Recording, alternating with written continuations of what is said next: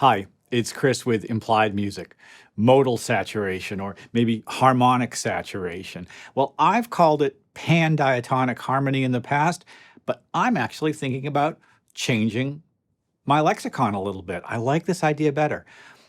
Saturation is used to describe the effects of the harmonics that pop out in tape saturation or distortion, but it's also a really important idea in arranging, orchestrating, adding notes to chords. Let's take a look at it today.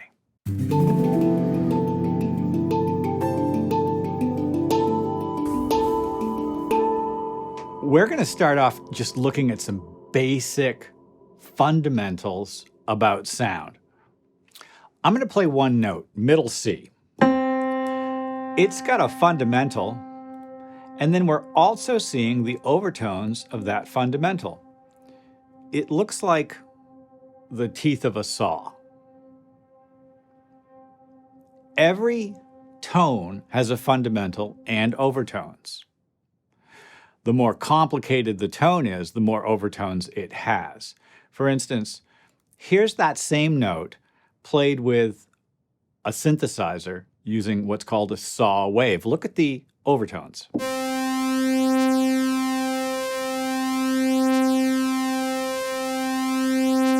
Those overtones have harmonic complexity. That is to say, we're hearing one note, but there are many notes in there.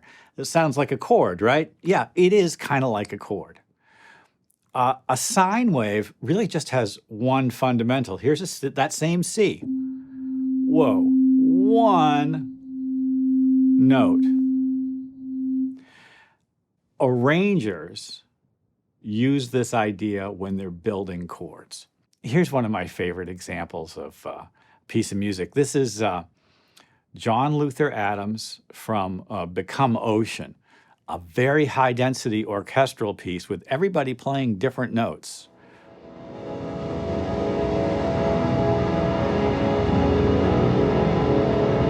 But even within this piece, with everyone playing different notes, you can still see peaks and valleys, can't you? You can still see strong fundamentals and harmonics.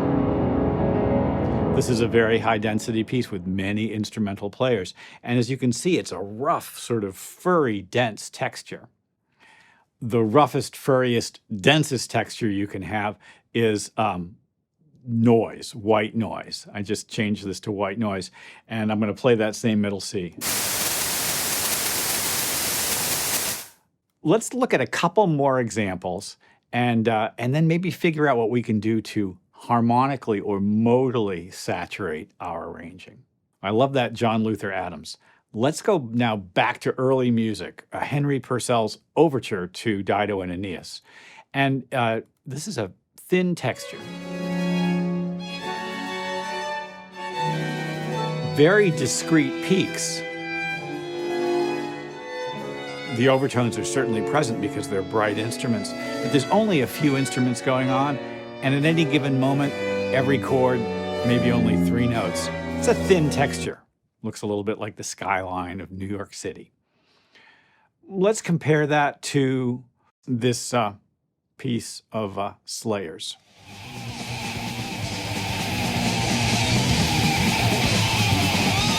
It's a much higher density texture. And as you can see, it does have highlights here, but generally speaking, tons of noise. That electric guitar effect is really, really important because it's what makes modern arranging be able to use high-density modal saturation. Our listeners' ears have become accustomed to this effect, an A power chord. And I'm putting it through a fuzz pedal. Now you can see individual tones, and all those harmonics are popping out as well. There's a very clear fundamental, actually 2 notes since I'm playing an A and an E at the same time. And those harmonics give us this beautiful color. If I take the fuzz pedal off, the specific harmonics are much clearer. As soon as I add distortion, I add more harmonics.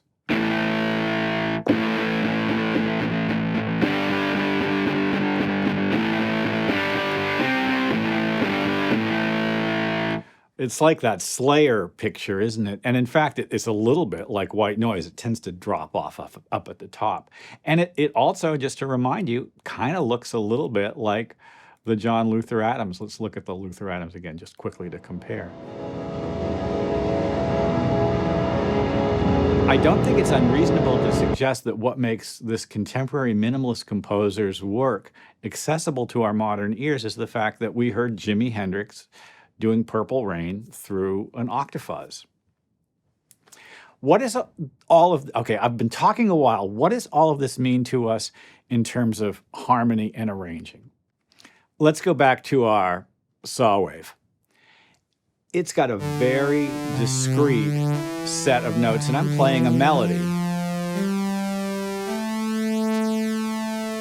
You can see how as the fundamental changes, we get a shifting shape in the harmonics. Now, we're going to go back and add a sine wave to that, and we'll see what happens. That's a harmony,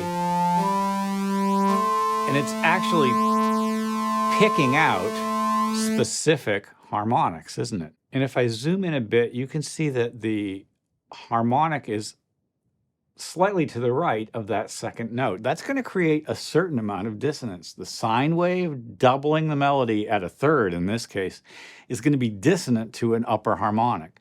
When you're arranging, that's kind of a good thing, but it can also be slightly problematic. Why isn't everything so beautiful? Why aren't things as beautiful as I want them to be? Well, it could be because the harmonics of your tones are battling the fundamentals of the harmonies. Now, this second example uses another note above the first one, same initial melody, but even more density.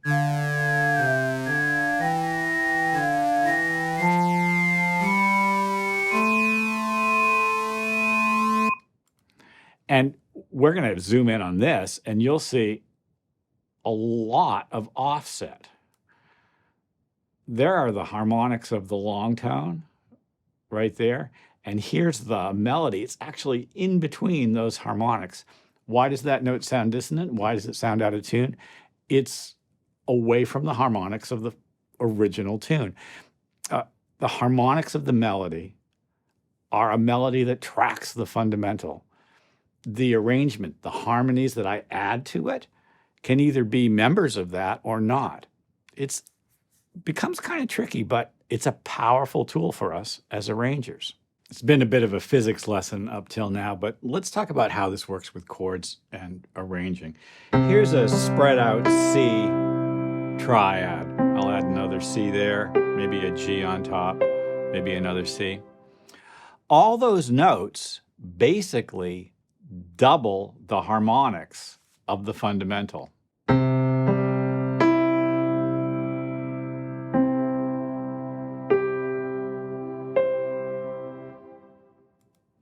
It's very easy to see how when I add tones, they live within the lanes that sort of pre-existed from the original bass note.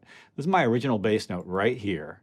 And then as I added things, more and more notes on the top, it just kind of like lives in the groove created by that. Let's look at it again. C, there's the fundamental and all its overtones.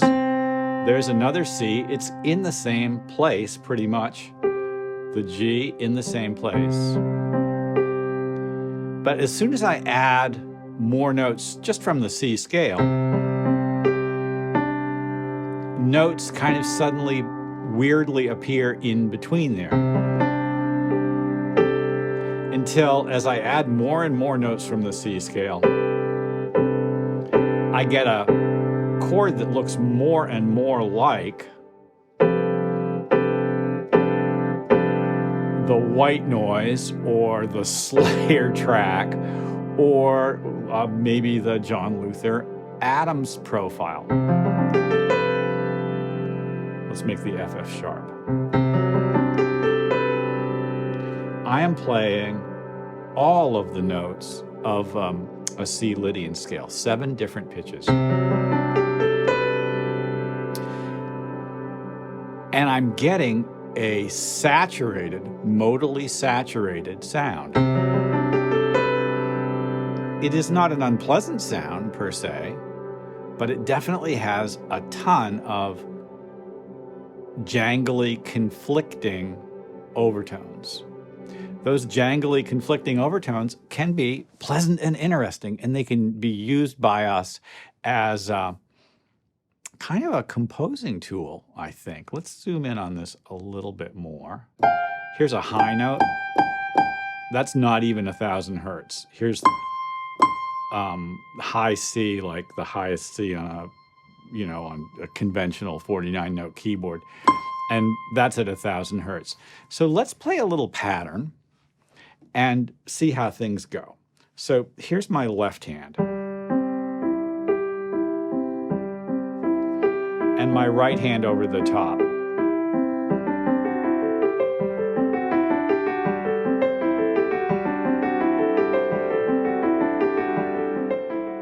I've got a high density, highly saturated modally texture there. Thank you, boys. That gives me lots of information. Let's try this with some key changes. There's my C triad in the left hand, and let's say a D triad in the right. We can go between the two. Tiny little shifts between the two. You can see how the peaks are right next to each other, right?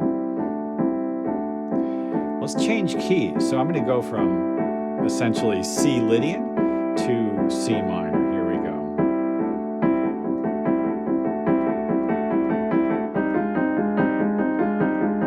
And back.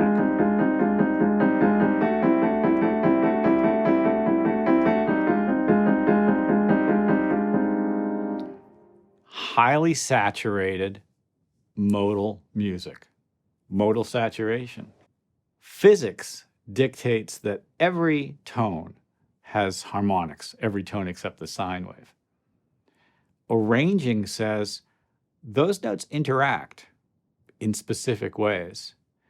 The physics of the sound and the choices you make as an arranger can lead to some really interesting results. It's great to be aware of them.